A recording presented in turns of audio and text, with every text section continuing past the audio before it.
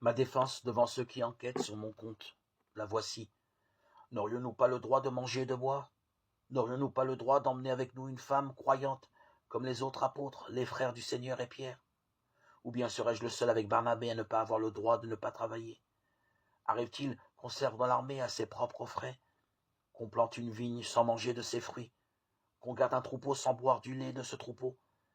Est-ce que je parle seulement de conduite humaine? La loi ne dit-elle pas la même chose en effet?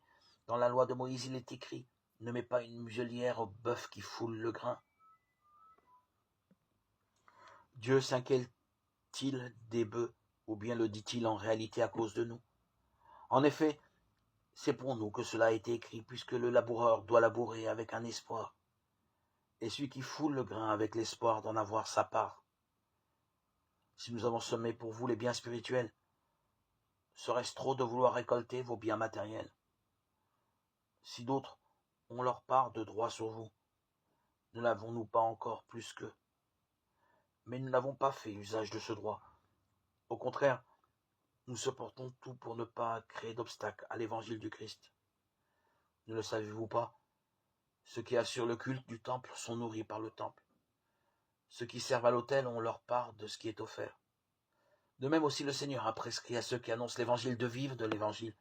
Mais moi, je n'ai jamais fait usage d'aucun de ces droits.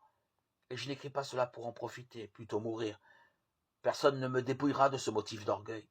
En effet, annoncer l'évangile, ce n'est pas là mon motif d'orgueil, c'est une nécessité qui s'impose à moi. Malheur à moi si je n'annonçais pas l'évangile. Certes, si je le faisais de moi-même, je recevrais une récompense du Seigneur. Mais je ne le fais pas de moi-même, je m'acquitte de la charge que Dieu m'a confiée.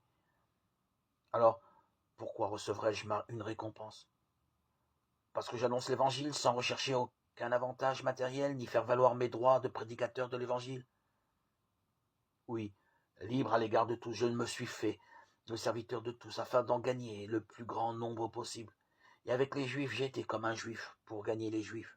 Avec ceux qui sont sujets de la loi, j'ai été comme un sujet de la loi, moi qui ne le suis pas, pour gagner les sujets de la loi. Avec les sans-loi, j'ai été comme un sans-loi, moi qui ne suis pas sans loi de Dieu, mais sous la loi du Christ, pour gagner les sans-loi. Avec les faibles, j'ai été faible pour gagner les faibles. Je me suis fait tout à tous pour en sauver à tout prix quelques-uns. Et tout cela, je le fais à cause de l'Évangile, pour bénéficier moi aussi du salut.